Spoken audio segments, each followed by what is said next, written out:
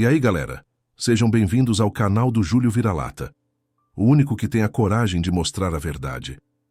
Hoje, meus amigos, a gente não vai só quebrar a internet, a gente vai quebrar a monotonia e ensinar a esse país o que é ter fibra.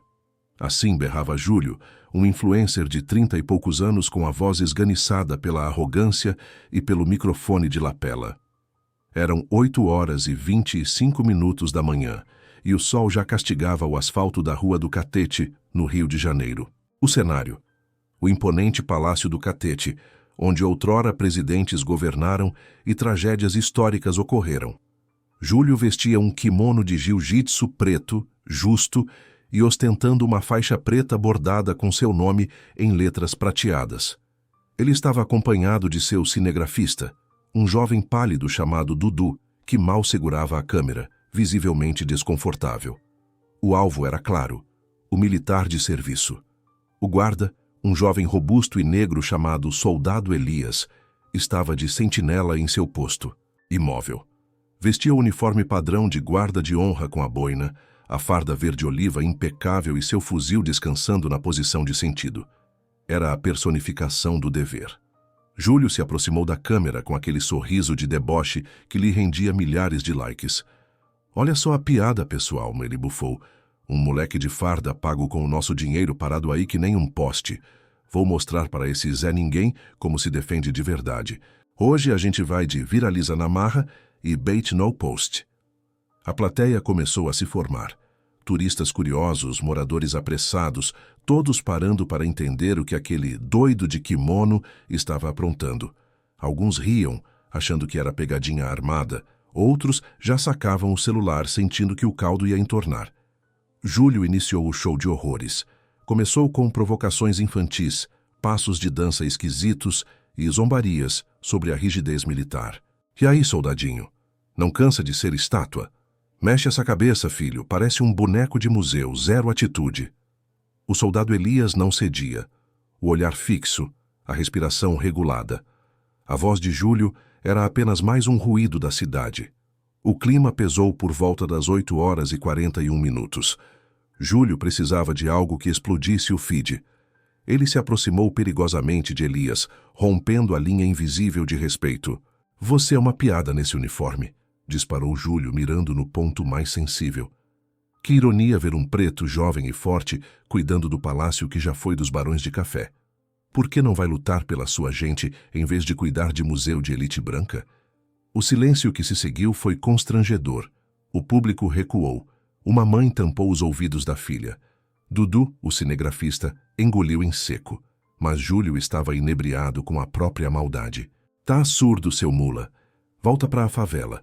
Aqui você não serve para nada." O rosto de Elias continuava impassível. A estátua não rachou. No entanto, se alguém pudesse ver através de sua disciplina, veria a raiva fervendo em seus olhos. A agressão já não era contra o soldado, mas contra sua honra e sua cor. Às 8h47, Júlio tomou a decisão que selaria seu destino. Levantou a mão aberta e, com força, desferiu um tapa seco no rosto do soldado Elias. "Poc!" O estalo ressoou no pátio. Elias não cambaleou, não piscou. Mas então, o primeiro movimento, Elias deu um passo. Apenas um. Firme, preciso. O movimento protocolar que indica que a linha de segurança foi rompida e o uso de força pode ser iminente. Não foi um ataque, foi um aviso. Júlio recuou instintivamente, surpreso. O rifle de Elias, com o carregador à mostra, tremeu de leve. Os outros guardas de honra nas laterais trocaram olhares rápidos. O público estava em pânico. Júlio, sentindo o suor frio do medo e do ego ferido, dobrou a aposta. "É só isso? Um passinho de bebê? Para você aprender quem manda." Ele arrancou o kimono de jiu-jitsu, exibindo os músculos. Ficou em posição de luta, pronto para o combate. "Vem, soldado. Ou é covarde? Quem é você de verdade?" Elias continuou parado, mas o ar ao seu redor estava vibrando. O silêncio, pela primeira vez, parecia uma ameaça. O ar parado da manhã no Catete parecia prestes a explodir. Eram 8h55 e a cena era surreal.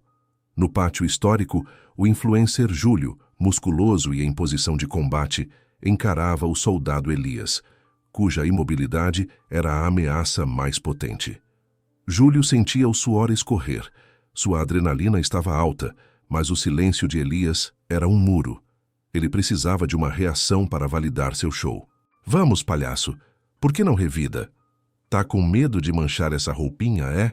Júlio provocava, avançando e recuando. Nos bastidores, duas coisas cruciais estavam acontecendo.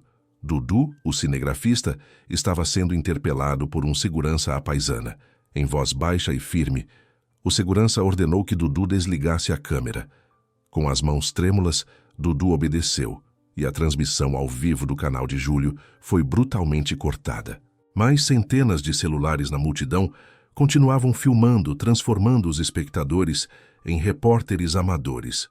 De dentro do palácio, vindo da entrada principal, o sargento responsável pela ronda avançava a passos largos e duros. Um oficial experiente, com o rosto franzido pela gravidade da situação. Ele sabia que precisava intervir antes que um civil desarmado atacasse um militar fardado. Júlio, cego pela raiva, decidiu testar os limites mais uma vez. Ele se aproximou tanto de Elias que a ponta de seu nariz quase tocava a ponta do nariz do soldado. Você é só mais um que obedece, um Zé Mané que aceita ser pisado. O que você vai fazer? Chorar? Ele sussurrou, desdenhoso. Naquele instante, eram 9h em ponto. E Elias deu seu primeiro e único sinal de vida além do protocolo. Ele piscou. Um movimento lento, quase imperceptível, mas que liberou a pressão de anos de disciplina militar. Júlio interpretou isso como hesitação. Ergueu o punho lentamente, ameaçando. O sargento estava a poucos metros, gritando ordens. Júlio ignorou o sargento. Ele fechou o punho e desferiu o golpe final. Um soco de direita mirando o queixo do soldado Elias. O punho veio como um raio, mas a reação de Elias foi mais rápida que a visão. Elias não recuou. Em vez disso, girou a cabeça apenas o necessário, como se fosse um alvo móvel calibrado. O soco de Júlio passou raspando sua orelha. E a força do golpe, não conectando, fez o influencer se desequilibrar ligeiramente para a frente. O sargento chegou no instante exato e agarrou Júlio pelo braço, tentando imobilizá-lo. Basta! Você está detido por agressão a um militar em serviço, berrou o sargento. Mas Júlio era puro caos. Ele se desvencilhou do sargento com um tranco de lutador e, no auge do descontrole, empurrou o oficial com toda a força. O sargento tropeçou no chão de pedra, quase caindo. A multidão ofegou.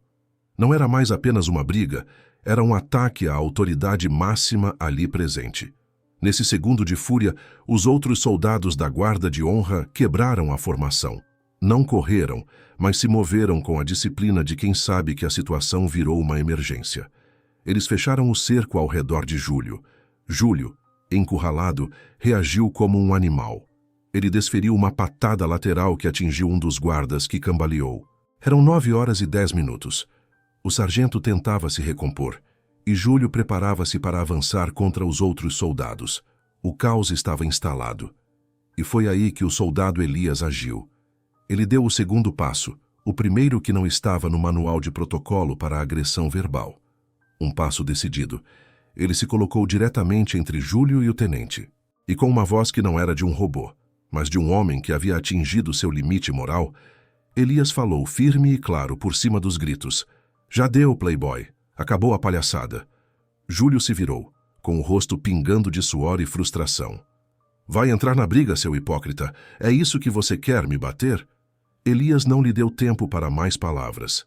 Ele apenas o encarou. E naquele olhar, Júlio viu algo que o paralisou por um microsegundo. Não era raiva, era certeza. Certeza de que Elias não estava ali para lutar, mas para encerrar a confusão. O ar foi cortado pela voz de Elias. Já deu, playboy, acabou a palhaçada. Eram 9h12 no relógio. A multidão, antes em pânico, agora assistia em um silêncio absoluto. O duelo que ninguém esperava estava prestes a começar. O suposto mestre de artes marciais contra o guardião da honra.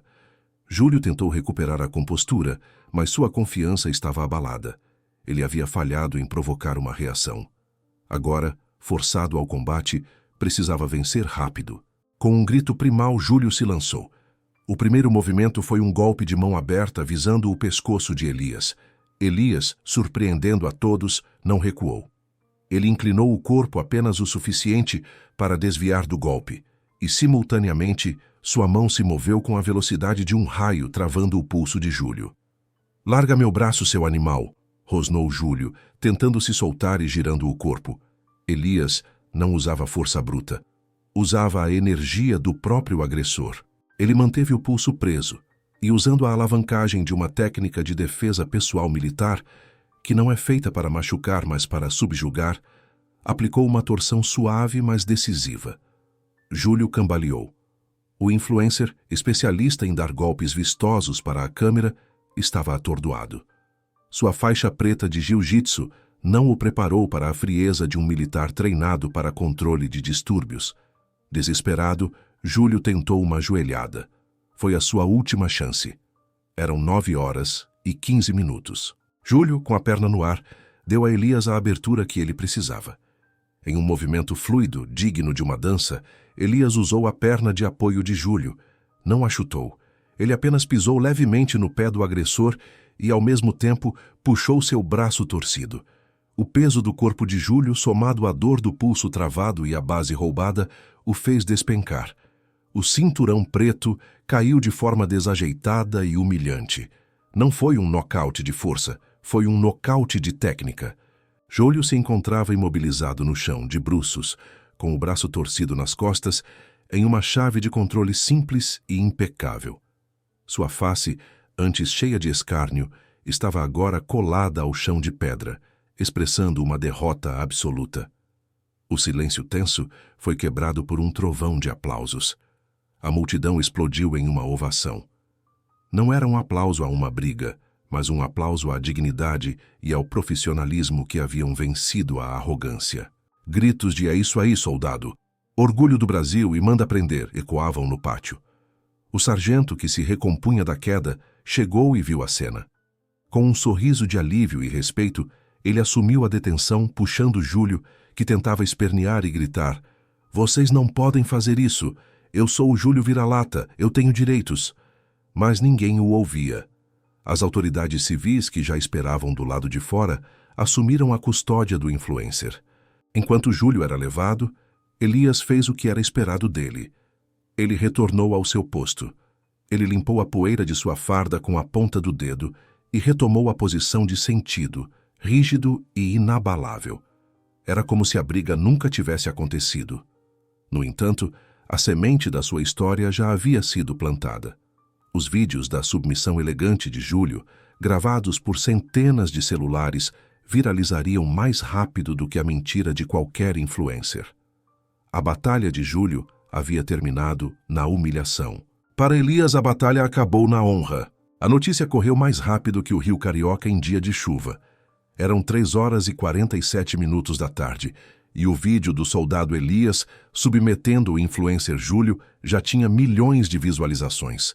O cinturão preto estava preso, respondendo por agressão e desrespeito à autoridade militar. As marcas abandonaram seus patrocínios e seu império digital desmoronava sob o peso da vergonha. Enquanto Júlio lamentava a perda de likes na delegacia, Elias recebia ordens para se apresentar ao comando da guarda. Às 6h40 da noite, na sala de comando do Palácio do Catete, o sargento sentou-se diante de Elias. "Soldado", começou o sargento, a voz cheia de respeito, "você foi exemplar. Sua paciência diante do racismo e da bofetada foi o auge do controle. Mas por que você quebrou o protocolo no final? Podíamos ter contido ele. Por que você avançou e falou?" Elias, com o rosto sério, respirou fundo. Ele havia esperado por essa pergunta.